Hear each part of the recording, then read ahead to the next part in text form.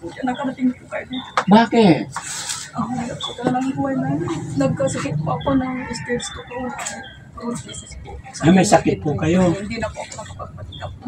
Inaano po sa kayo. Kaya maraming salamat sa Diyos at nakapasya po. Kaya pala ang payat nyo. Ilang taon na po kayo? Alam ng Diyos po, sumasabi ko po dito. Kung po doon pa nakitira po kayo. Dito po nangungupa po.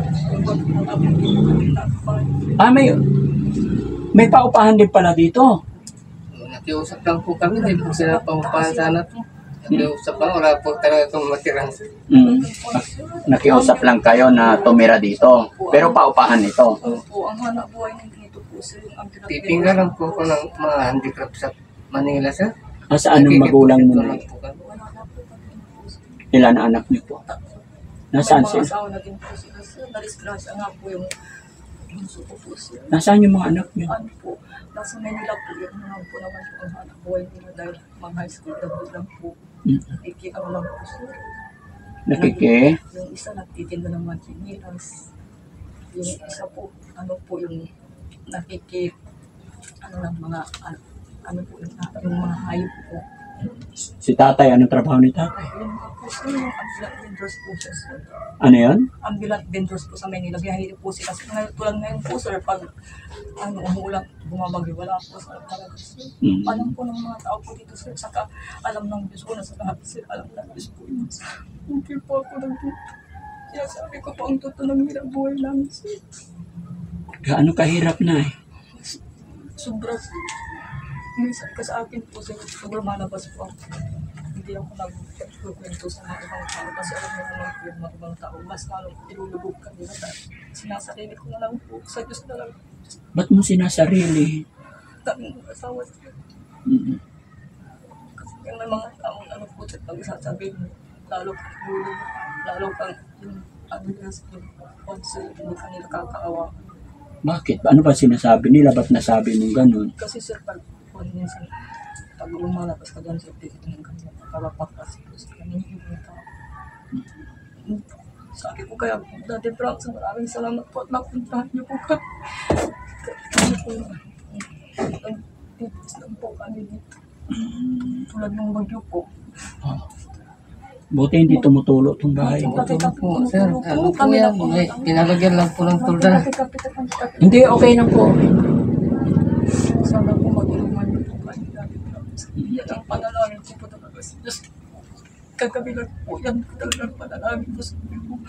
Kung hindi man tututog nasa cellphone, dahil andyan kang Diyos, ikaw ang magpapapunta dito kay Daddy Frank. Bakit? Ano ba nakikita mo sa cellphone na? Kasi po yung mga nakikita ko kung tinutulungan niyo. Kaya sabi ko, sana po ako din ang isang magpinutulungan niya. Sabi ko, Buti hindi pumasok ang baha dito na. muntik na po sa Muntik na. So, ibig sabihin, napapanood mo yung ulat ko ng Napapanood po nga. upload ni Daddy Frankie.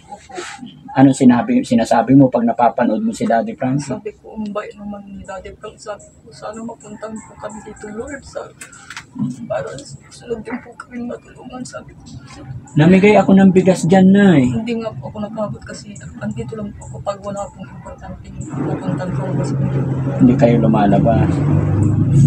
So, may bigas pa kayo. may konti pa sir. Sayang naman, naubos na yung bigas na dala namin. Sana po sir, matulungan niyo po kami sir. Matagal wala po kaming bahay po. Palipat-lipat po kami dito lang po sa barangay. Pero taga Pangasinan kayo Opo, talaga. dito po sir. Pati mga magulang mo. Opo sir. Kahit si Sir. Alaminos po ako. Alaminos naman kayo. Siya sa Labrador. Oh. Nung nakikita ko po yung mga yung mga tinutulungan niyo. Sana po si Daddy Frank. Kaya sana po matulungan niyo po kami Daddy Frank. Ano ba mga ginagawa ni Daddy Frankie na nakikita mo? Yung mga tao pong naghihirap po tapos mga nadadaanan niyo po mga po yung parang may mag-alaga ng Yun mga kababayan, mga kabarangay. Magandang hapon po sa atin lahat. Sa araw na ito mga kababayan, after nga po namin nagbigay ng bigas at nakita namin tong bahay ni nanay na medyo naging agaw pansin sa akin. Kasi nga natanaw namin si nanay na nagbigay kami bigas pero hindi siya nakaabot nga daw at nakita ko yung pangatawan niya na masyadong payat. Kaya minabuti kong pumunta dito para kumustahin sila. At ito, nalaman natin na may cancer. Ano yung sakit? Hindi po, stage 2 chronic kidney disease. Stage 2. Po, hindi na po ako nakapagpatika. Ba't di kayo nagpapagamot? Ano po sir, yung mga down. Mga herbal. Okay. Dahil siguro dahil din sa kawalan, kahirapan ng buhay. Tulad ngayon sir, ito sir, wala kung ano, biyahe nila. Ito po sir, hindi po ano, yung ngayon po, nag-iikot-ikot naman po siya kanina sir na kung baka may sakaling magkatrabaho, ano lang, ito po yung mga adamo-damo, wala naman. Tapos sumabay pa yung bagyo, no? So, Baha. Gaano kahirap ang buhay dito pag ganitong bagyo? ang hirap sir, mahirap talaga dito sir, ang hirap talaga. Nung tag-araw po sir, umiikot-ikot ako nagtitinda ng yung makaroni po. Kaso po, yung mga Makaroni, ano yan? yung parang po yung pwedeng pagpulutan yung mga chichirya. Yung chicharon. Okay, ayun ang hanap buhay nyo. Kahit kung po sir, minsan po nagtitinda ako ng yung mga gulay-gulay. Kaso po, itong tagulan po, hindi po ba kami kapag kami sir. Noon po sir, may mga talim kaming yung kalabasa, may mga salutan, yung pag umaga lang po, namimitas na po ng bulaklak, yung lahat, binibito po. Sabi ng asawa ko minsan, magkano yung pinagkitaman? Kaya lang, pahirap ng pahirap, no? So, nagpapasalamat na po kasi tayo pumunta dito sa Sige na, basta laban lang po tayo. Lagi lang tayo magpipray, ano? una po sa magpupunta kasi. Opo, salamat sa Panginoon at nakilala ko kayo. Yan, kilala nyo naman na ako si Daddy Frankie, no? Maraming salamat sa Panginoon ko din sir, tapos tayo din po sir. Opo. Dahil napasalamat po kami. Munting kape. Okay na, Nay. Kasi, Hindi sir, magkape sir. Nay, okay na, wag na po kayong mag-alala. Alam ko may mabuti kayong kalooban. Dahil nagmamadali po kami, dahil may pupuntahan pa kami ng kabilang barangay. Kasi iniikot talaga namin yung mga barangay na salanta ng bagyo, mga binaha, namimigay kami ng bigas. Pero sa ngayon, naubos na yung bigas sa sasakyan. Kaya ito na lang muna ibigay ko sa inyo. Nay, kamay mo na para makatulong, no? Bilangin natin. 1, 2, 3, 4, 5, 6, 7, 8, 9, 10,000 na yun. Thank you po. Maraming salamat po. Malaking gawin. Malaking tulong na po sa kahit ito po Maraming salamat. naumpog po sa hindi na po namin na Laban lang tayo. Huwag tayo mawala ng pag-asa, ha? Huwag mawala ng Maraming salamat po, sir. Maraming salamat po sir at ako sila niyo po kami. Mm-mm. Malaking tulong na po sa amin. Maraming salamat po sir. Anong unang-unang paggagamitan sa 10,000 na yun? Pero kung once baka maglalaro na ako kahit maliit na ako, magkakaroon ka ng tulong maliit na siya. Opo. Oh?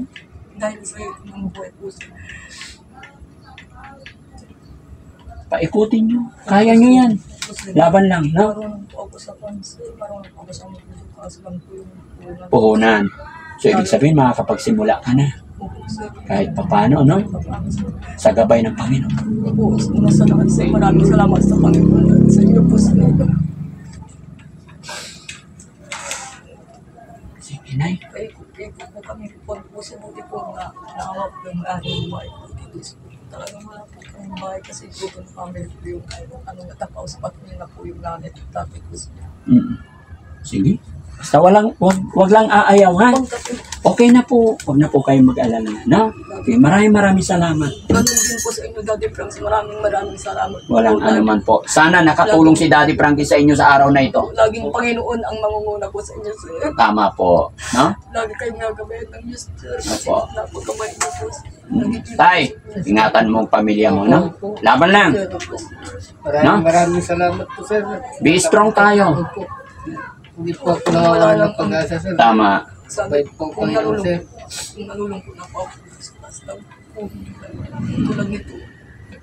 Talagang ang Diyos po ay talagang kailangan. Opo. Kailanman hindi natutulog ang Panginoon, no? Tandaan nyo yan. So, ayun mga kababayan, no?